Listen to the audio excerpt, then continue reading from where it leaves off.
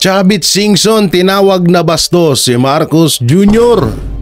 At eto, Amerika, pinagpapaliwanag si Lisa Araneta Marcos mapatungkol sa pagkadawit niya sa pagkamatay ni Paulo Tantuco. Karma is real. Oo, mukhang kinakarma-karma na sila. Why? So, diba? Sabi ko sa inyo, hindi ang mga Duterte ang magpapatunay kung gaano kahayop ang mga putang ina. Ay sorry, bawal pala magmura. Batong bangko ko, ang gulo-gulo. No, talagang hindi na ang mga Duterte ang magsasalita, kundi ibang tao na ang gagawa sa mga kabulastugan ng pamilyang Marcos. Dahil talagang obvious na talaga ang kawalangyaan ng mga ito.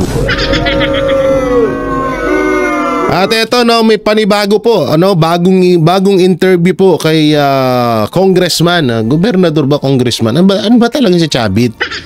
Si Chavit Singson, matapos sa interview niya na tinawag niyang bastos etong si Marcos Jr. At mapag-usapan na rin na isama na rin ho natin dito yung kay Lisa. May ginawa na akong isang video para kay Lisa Araneta Marcos, no? So panoorin nyo na lang. Pero ito, may karugtong dito at ito po ay papanoorin din ho natin na parang pagsasalitain ni President Donald Trump etong si Lisa Araneta Marcos mapatungkol ho dito sa pagkadawit ng pangalan niya sa pagkamatay ni Paulo Tantuco. At dito, unahin muna natin tong kay Senator Panelo Aimee, nasan ka nung kailangan ka ni Vice President Sara Duterte? Ito si Attorney Sal Panelo talagang gigil na gigil to sa mga Marcos eh. Pero alinawin ko lang itong si Panelo, si Attorney Panelo, talagang ito pants to or tinatawag na ano ba yun, yung organic talagang to ng mga Marcos, tigahanga or supporter. Oo, supporters ito ng mga Marcos na bumaliktad na rin kasi nga wala naman talagang kwenta. Kaya nga kapag ikaw ay fans or supporters ng Marcos, talagang ang unang iisipin sa'yo ng tao, ng mga taong nakakakilala sa'yo na supporter ka ni Marcos ay isa kang baliw. Dahil baliw na lang talaga ang naniniwala sa kasinungalingan ng mga Marcos. Ganyan sila kalupit. Kaya ito, panoorin ho natin yung sinabi ni Attorney Sal Panelo, no? Kasi medyo si Aimee Marcos ay medyo hindi na nga rin na naman nagpaparamdam. Hindi na naman nagpaparamdam itong si Aimee Marcos mapatungkol nga dyan sa sinasabi nila dati, babalik ni Aimee Marcos si Pangulo Duterte sa Pilipinas. Pero hanggang ngayon, asan na si Aimee? Bigla na namang nawala. Ika nga ni Chavit Singson, ni Manong Chabs, ay may Alzheimer disease ba tong mga Marcos? Sabi ko ng mga sisi nyo, budol yan ayaw maniwala. Diba? O ngayon, nabudol kayo, yak kayo. O eto, panoorin natin sinabi ni Attorney Sal Panelo. Very vocal ka rin kay Manang Aimee. Balat kayo pala. Ang buhay sa mundo. It's funny because you and the rest of the boys are one in your sentiment. Balat kayo pala. Call it against or not for. Mga putangin, to make it a little bit lighter. Not for si Kong Polong and Baste are also not para bang talaga namang ginamit niya lang talaga ang Duterte. Kung matatandaan mo, ako unang bumibira dyan, araw-araw kong binabanatan niya sa programa. Balat kayo nga kasi she uses people eh. Yun ang problema sa kanya. Pag kailangan kanya, okay. Pag hindi, wala ka na. So, anong nangyari, nakita mo nung bumagsak yung rating niya, bigla siyang sabi niya kasi, di ba, tinawa, ito bira ko sa kanya sa programa ko. Sabi mo, hindi mo iiwanan si Inday. Di ba? Yung mga tao, di siyempre believe.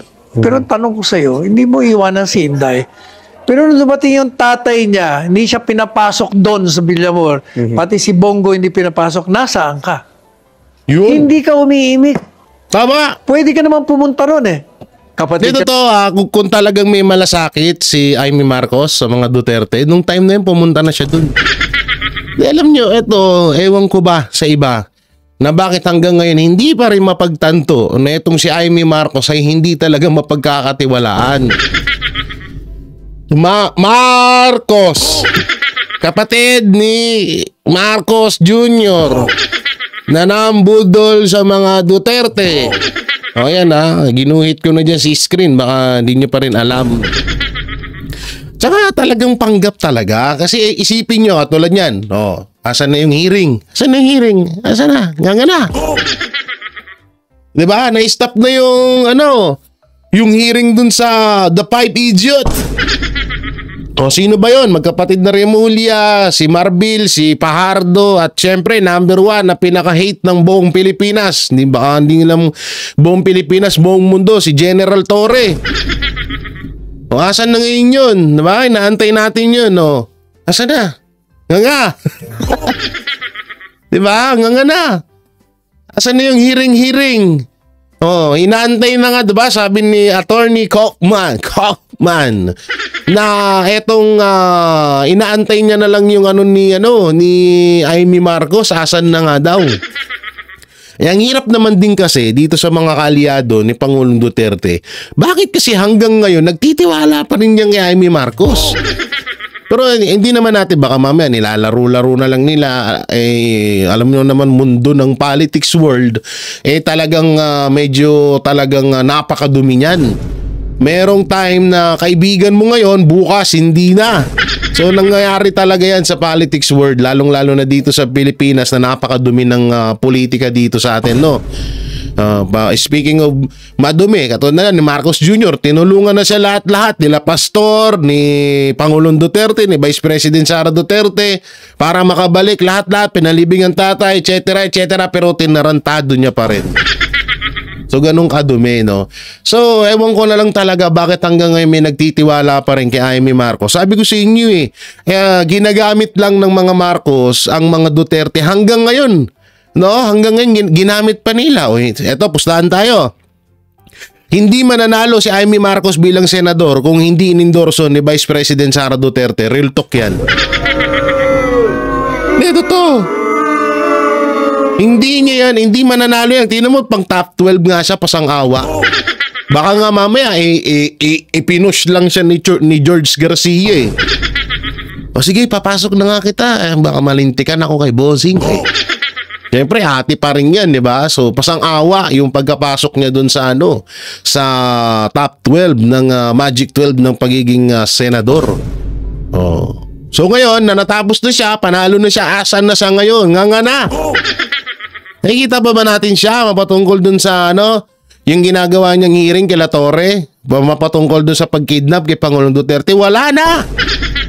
Ewan ko na lang, sana matuloy, pero ang daming nahong hearing na sa una lang. Hanggang ngayon, wala pa rin. Katulad na lang yan, no? Ito, sisingilin din natin, baka sabihin nila, bias tayo. Senator Bato de la Rosa, total, nandiyan ka na, nakabalik ka na ulit, hinalal ka na ng taong bayan. Sana naman, pag-usapan nyo ulit yung hearing na nasimulan nyo mapatungkol sa panggigipit ng Administrasyong Marcos at ni General Torre doon sa KOJC compound. Isa pa yun. Ito pa, yung dayaan na nangyari sa Comelec. 18 million ang overvoting. Hinaantay rin namin yung kung kailan nyo sisimulan. Sana simulan nyo na. Hindi parang hindi tayo bias, diba? At least lahat, sinisita natin lahat. Nananawagan tayo. So, totoo hindi pagsisitay, nananawagan tayo. Naasan na yung mga hearing na nasimulan nyo. O ato yung kay Amy, sana, nga na, diba? Ka ng presidente, sigurado mapapapasukin kayo doon pag ikaw nandun. But tama. you kept quiet. Kailan ka umimik? Nung bumagsak ka na sa rating, bigla ka kailangan ng investigasyon. Tama. Nagpasip-sip ka na. Diba? Totoo yun. Diba? Di totoo naman yun. Nung bumagsak sa rating si Amy Marcos, tsaka nagbida-bida ang putang ina. Ay, sorry. Diba? Nagbida-bida. Oh. Pero nung panahon na kailangan siya ni Pangulong Duterte, asan siya? Nga. Walang magagawa doon si Torre kay Amy Marcos. Butay na. Subukan mong itulak yan si Amy Marcos kung di ka managot kay Bongbong Marcos. Bali-balik na rin yung mundo, atin niya pa rin yan. Kakampihan at kakampihan niya yan. At ayun nga, tama yung sinasabi na Atty. Salpanelo na kung nandun si Amy Marcos sana, pwede niya mapigilan yung kung talagang sincero siya na sumusuporta sa mga Duterte. Kung ginagamit niya lang talaga, di ba? So ngayon, di ba? Obvious na. Nanalo na. Asa na siya ngayon? Nga na, tahimik na, di ba? Kaya kinantang kita ng balat kayo. Yun talagang team song. So yun ang assessment of the whole situation. Talagang kitang-kita naman. Okay.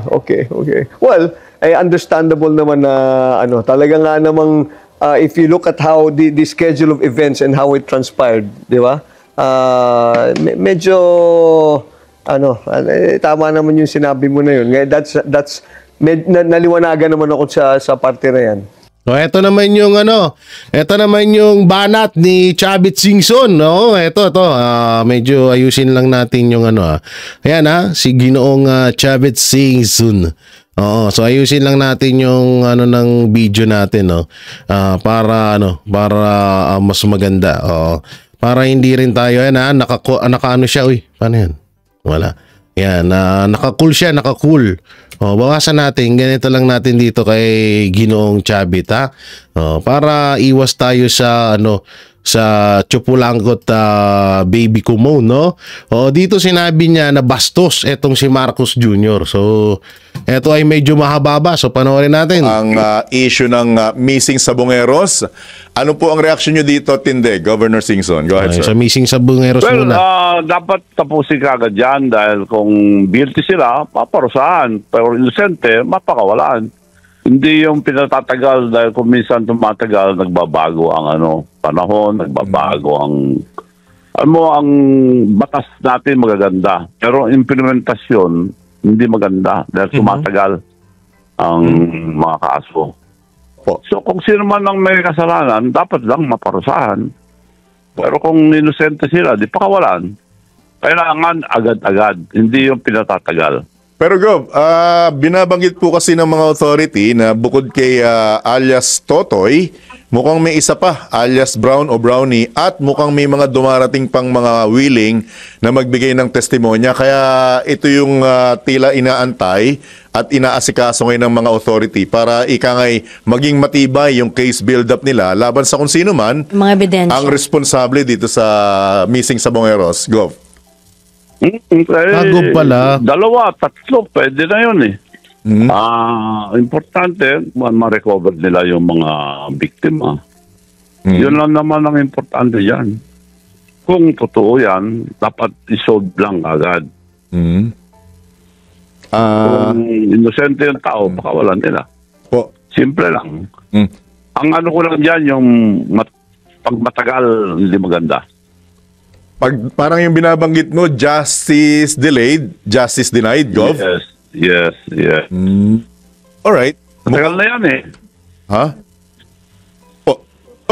Mukhang sa isang panayam, binanggit mo na mukhang may bahid ang ilang mga nasa hudikatura at posibleng maging yung ilang mga witness mukhang madamay or ika nga'y makumbinse sa galaw ng pera. Tama ba yung pagkakaintindi ko, Gov?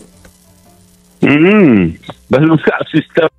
May Forward natin, dito na tayo. tampo ka raw kay Pangulong Marcos. Hindi maganda. Yan. Ayan na. Alright. Ito na. Medyo segue. Ito na. Bilang ako, Gov, kung yung mamarapatin, medyo personal lang dating nito dahil mukhang may tampo ka raw kay Pangulong Marcos, Gov? Ano, no? Yan na. May tampo ka raw kay Pangulong Marcos? Hindi, kasi bagong labas lang noon, nagpunta sa Japan. Di sumama ko, gaya nung panahon ni President Duterte, sumasama ako. Maski nasa audience ako, binabanggit ako eh. Doon naman, nasa presidential table kami. Binanggit na lahat yung mga nandun. Tapos, sabi ni Congressman Sandro, Dad, si Manong Chavit nandyan. Tignan ako, hindi ako, parang tinabla ko. So yung mga, So ibig sabihin, talagang harap-harapan binastos si Chavit Singson. Yun pala talaga yung totoong kwento nito. Talagang biri mo nandun na ha. At sinabi nga daw ni Sandro Marcos. Abay, bastos nga talaga. Kahit naman sino eh. Ito siguro naman alam natin na hindi naman na kailangan ni Chavit Singson ng parang maging popular or ano pa. Pero kung iisipin nyo kasi bilang andun ka rin naman at isa ka sa mga kilalang tao or isa ka sa mga tumutulong kay Marcos Jr., kahit pa paano man lang, kahit ka-plastikan man lang sana, pansinin mo naman yung tao hindi pala nasa harapan na pala ni Marcos Jr., hindi niya pa parang binaliwala or binastos nga talaga. overseas workers sa Japan.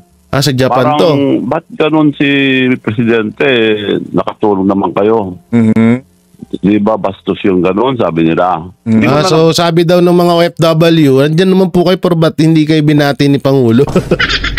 Bastos nga. Dad, si Manong Chavit nandyan. Tignan ako, hindi ako, parang tinabla ko. So yung mga overseas workers sa Japan, parang, ba't ganun si Presidente? Nakatulong naman kayo. Di ba bastos yung ganun, sabi nila. Hindi ko na lang pinansin. Hindi, okay lang. Ang aga nun katatapos lang ang eleksyon. So, dapat nagtampo na ako. Hindi wala naman akong Pero ako nga, nagkipag-appointment ako ngayon, wala na. Noon, araw-araw magkasama kami. Talaga? So after nung Japan trip, Gov, hindi ka na rin na-entertain para makausap? Nga, na-insulto na ako doon bagong-bago lang. Grabe. Right? Wala naman ako kasalanan. Wala naman ako nagawa. Lahat nagtataka. So, lang ako na pag magtampo, pero binaliwala ko na rin. Ang ko lang, gusto kong makausap dahil siyempre, presidente ako ng Mayor's League. Marami kailangan ng mga mayors. So, kailangan ko rin makausap. Nakipag-appointment ako sa appointment secretary niya. Pero sabihin namin, agad-agad, wala. Personal secretary niya, wala. Special assistant to the president, si Lagdameo, wala rin. So, okay lang. Grabe, no? Parang hindi naman okay yung okay mo, Gov Parang may tampo, Gov Manong Chavit, parang may dinadamdam ka pa. Parang nawawasak pa ang iyong ano sa Bisaya, sa Iloilo yung puso, damdamin na tiga pusuan. Oo, ang iyong kasing-kasing. Ang iyong puso parang nasasaktan pa at hindi ka pa masyadong move on. Grabe pala 'to magtampo si Manong Chavit, no?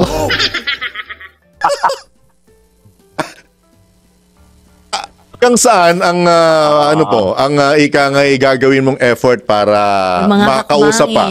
So sa madaling salita pala, nung panahon ng kandidatura ni Marcos Jr., palagi niyang kasama itong si Chavit Singson at palagi siyang kinokontak ni Marcos Jr. para yung mga advice at yung mga tulong-tulong. Kasi isa nga daw si Governor Chavit Singson, si former Governor Chavit Singson na kasi nung kandidatura daw ni Marcos Jr., wala daw talagang yung mga sa mayor-mayor. Parang walang ganon. So si Chavit ang dahilan kung bakit parang nailapit ni Marcos Jr. yung kanyang plataforma at yung kanyang panghihingi ng tulong bilang pagtakbo bilang presidente ng Pilipinas. Si Chavit Singson pala ang ang isa sa mga tulay. So dito, nung nanalo na nga daw si Marcos Jr., parang hindi na siya kinokontak, hindi na rin siya pinapansin. Kahit nasa harapan, alam mo, mali naman kasi ikaw, Marcos. Alam mo ng mga maramdami na mga may edad, ganyan ka pa. Ano bang ginagawa mo sa buhay mo? Hindi ka man lang marunong rumispeto sa kuya mo. Kabastos mong tao ka. Wag ganun. Inaalala ko dito sa boses na to. Ay. Wag ganun ha, Marcos. Bad yun, bad. Ikaw, pagkatapos mo panalo, tablado na lahat sa iyo. Wag ganun, ang pangit nun ha. Oo, tinabla mo na Duterte. Tinabla mo na si Pastor.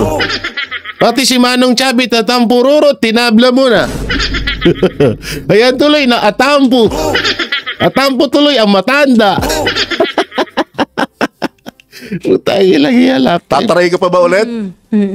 Hindi na siguro. Ayaw Tampo ko tuloy. naman sobrang na pinagpipilit ko pa sarili ko. Wow!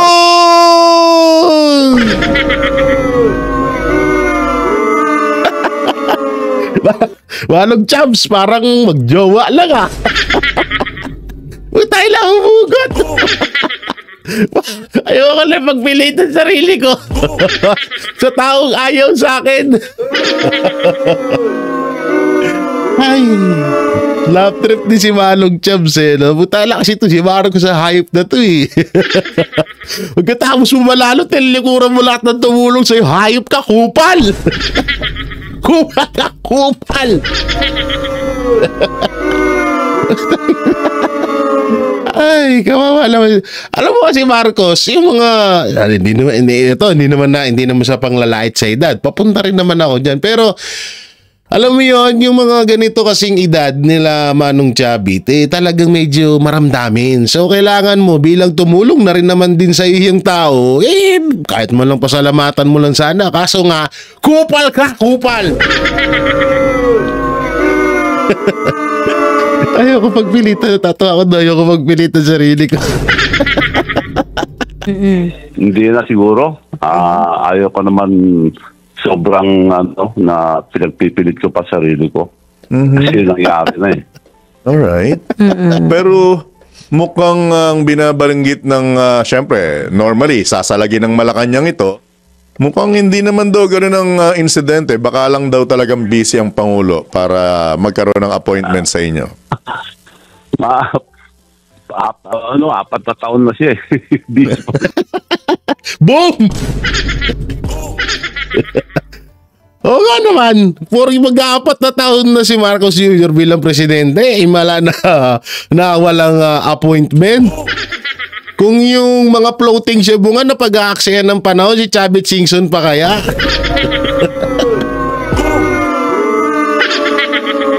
Ay, naku po. Bilis nga naman ng panahon, Gov, ano? Gov! 4 na taon na lumipas. Sorry After the incident. Ibig mo Oo. sabihin, sa loob ng 4 na taon, hindi ka pa rin sinasagot sa katatawag mo? Hindi pa. Yung private secretary, nakausap ko. Opo. Yung oo. special assistant to the president, nakausap ko. Yung private secretary niya, sabi ko, wala rin. So, kung nakalimutan na ako, ayaw ko naman ipagpilit sa sarili ko. Okay. May isa pang pwedeng maging daan, Gov. Okay lang ba? Grabe, Si no? First Lady. Ayan. Nag-usap na rin kami noon, pero wala rin mga nangyari. Okay. Alright. So, hindi... Mga kaibigan ko naman sila dati. Ngayon, so ibig sabihin ngayon, hindi na. Kaibigan ko pa rin sila, pero sila baka hindi na. Ako kaibigan. Okay. Pag binabanggit bang nagkaroon ng Alzheimer, kasama ba yung pagkakakalimot, Gov? Oo, may Alzheimer yata eh. Nakalimutan na ako eh. At ang Governor Luis Chavit Singson, makakalimutan? Oo. Parang nakilala yan eh. Alzheimer eh. Ha? Right. Mabanggit mo lang sa mga... Hindi kasi ganito yan, Manong Chabs. Baka naman baka naman kasi natatakot si Marcos Jr. na gawin mo sa kanya yung ginawa mo kay Erap. Oo, kasi may, alam mo naman, pag mga mahilig ka sa, pulburon, tamang hinala, baka ganon, baka tawag dito, baka malay mo naman, baka naghihinala lang sa'yo, baka natatakot sa'yo na, kilala ko to si Chavit, rin to kaparehas ko to ng bituka, sala sa init, sala sa lamig. Oo, kung saan ang agos ng tubig, doon to pupunta. Hindi to sumasalungat. Kaya nga hanggang ngayon talagang kilala pa rin at hindi bumabagsak ang isang Chavit Singson. Baka yun ganun ang iniisip ni Marcos Jr. Ay, naku po. Manong Chavit, sino ba namang di nakakakilala kay Manong Chavit? Oo. Alright. Sabi nga Manong Chavit, no? Anyakit din ay apa manan. Bakit Tagalog naman? Hindi ko naintindihan. Ilocano po ako taga Ordaneta, Pangasinan. Bakit ganun? Yun lang naman yun sa atin nga na, Manong Chavit, pagka Ilocano ka ganun. Pinahirapan Oo, ka oo, mag-isip. tama.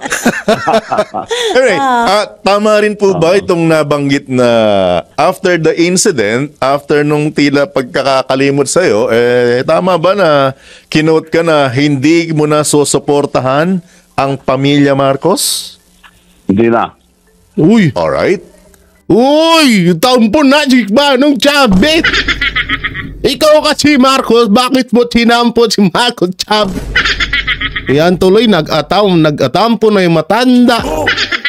Sinabi ko naman kasi sa iyo, Marcos, na wag kang ganyan, kupal ka kasi.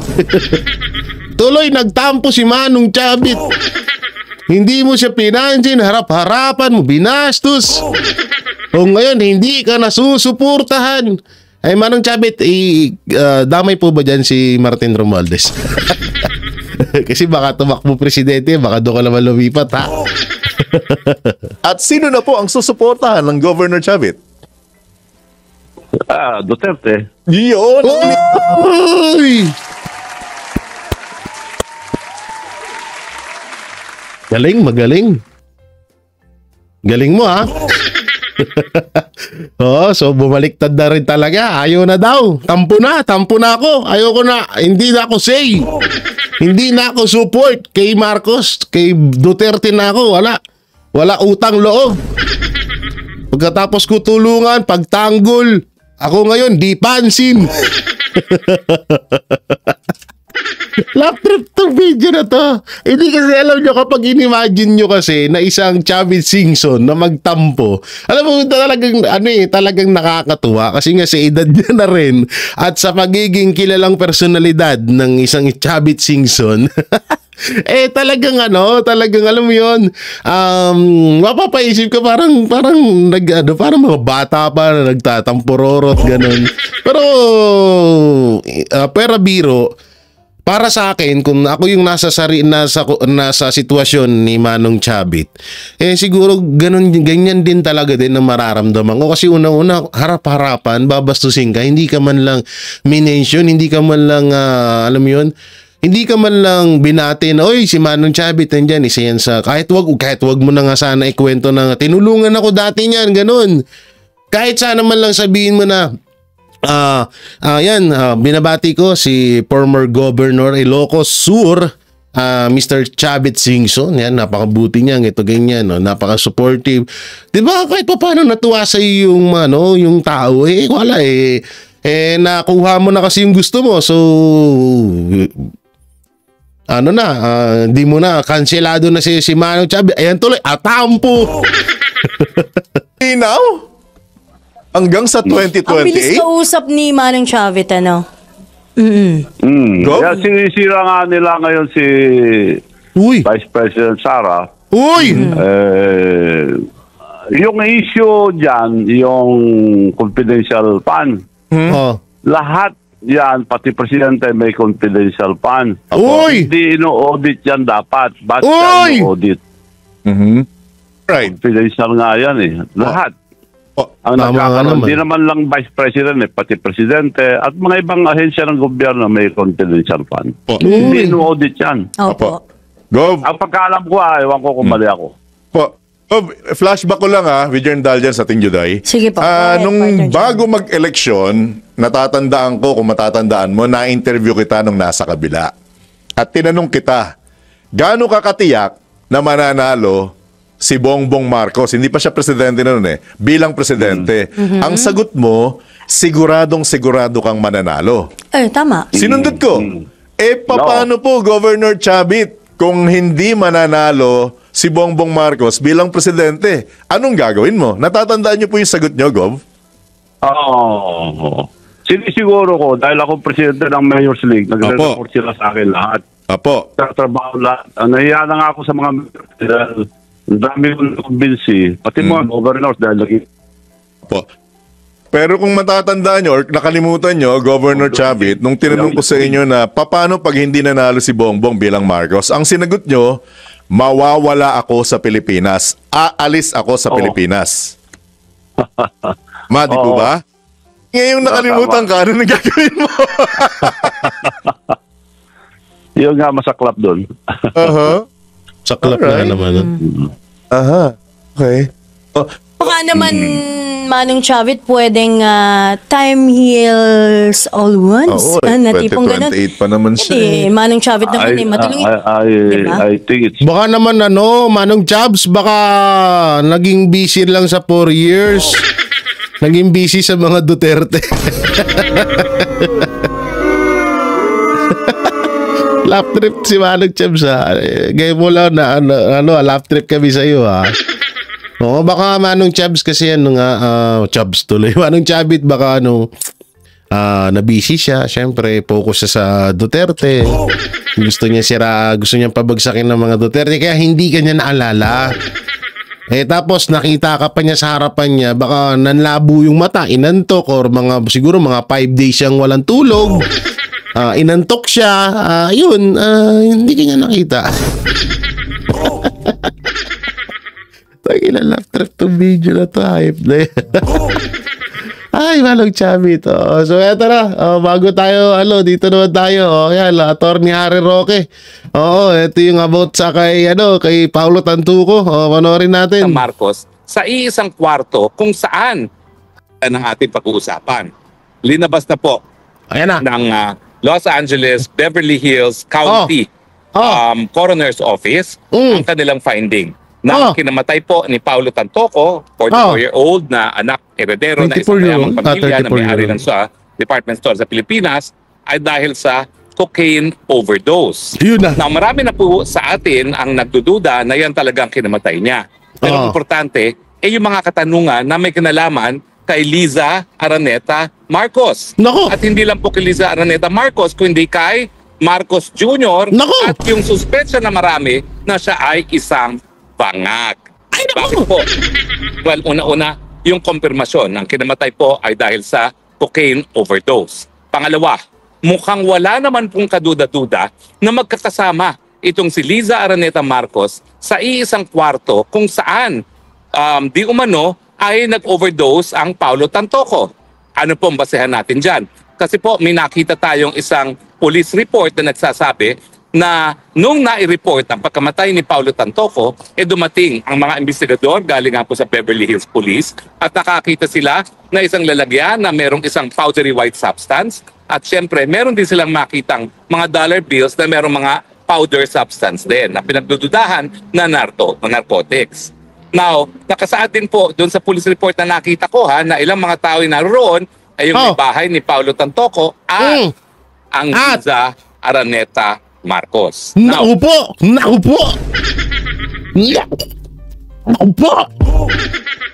Hindi naman po sila, hindi po ipagkakaila ni Liza Araneta Marcos na kasama niya si Paulo Tantoco nung siya nagpunta ng Los Angeles nung Marsong yon.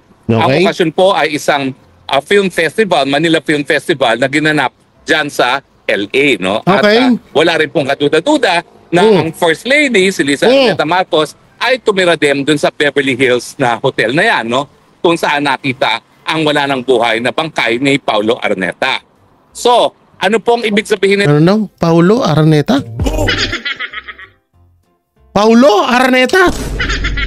Wait lang. Konti. Paulo Araneta. Ay tumira din dun sa Beverly Hills na hotel na yan, no? Kung saan nakita ang wala ng buhay na bangkay ni Paulo Araneta. Paulo Araneta? Kamag-anak ni Liza Araneta si Juan Paulo Tantoco? Tantuco? Paulo Araneta? Baka nagkamali lang si Atty. Paulo Araneta. So, ano pong ibig sabihin nito? Well, ang Liza Araneta Marcos, kumpirmado po na naroon sa isang kwarto kung saan namatay itong Paulo Tantoco dahil sa cocaine overdose. Tanong, sinong kasamang mag-cocaine ni Paulo Tantoco? Yun na nga. Now, ang Sino ang kasama? Sabihin mo na. Pinapatagal mo eh. Oh. sabi ng mga pulis, may mga lalagyan na merong powdery white substance na napapakita na grupo ang gumagamit. Aba, Yan ang grupo? tanong. Isa ka ba, Liza Araneta Marcos, sa mga gumamit ng cocaine? Naku Now, po. bakit natin tinatanong ito? Kasi Bakit? nga po, si Cathy Binag, kung maalala nyo, ay nagbigay testimonya. Aba. Nung minsan, siya ay nagpunta sa bahay ng mga Marcos Jr. dyan Naku sa po.